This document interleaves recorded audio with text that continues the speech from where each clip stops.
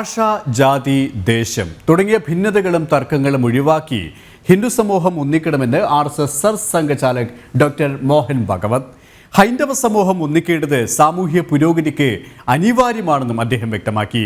ഭാരതം ഹിന്ദു രാഷ്ട്രം തന്നെയാണെന്ന് RSS രാജസ്ഥാനിലെ ബരാലിൽ സംഘടിപ്പിച്ച പരിപാടിയിൽ സർസംഘചാലക് മോഹൻ ഭാഗവത് ആവർത്തിച്ചു.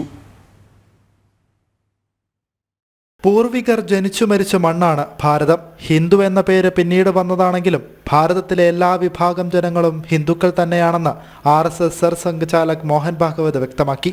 ഭാരതം ഹിന്ദു രാഷ്ട്രമാണെന്ന് ആവർത്തിച്ച സർസംഘചാലക് ഭാഷ, ജാതി, ദേശം തുടങ്ങി ഭിന്നതകളും തർക്കങ്ങളും ഒഴിവാക്കി ഹിന്ദു സമൂഹം ഒന്നിക്കേണ്ടത് സാമൂഹ്യ പുരോഗതിക്ക് അനിവാര്യമാണെന്നും ചൂണ്ടിക്കാട്ടി. RSSനെയോ RSSന്റെ പ്രവർത്തനങ്ങളെയോ മറ്റൊരു സംഘടനയുമായി താരതമ്യം ചെയ്യാൻ കഴിയില്ല.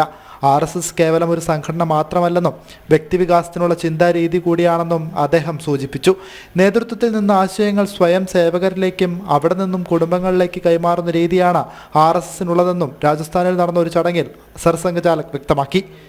ജനം, ഡൽഹി.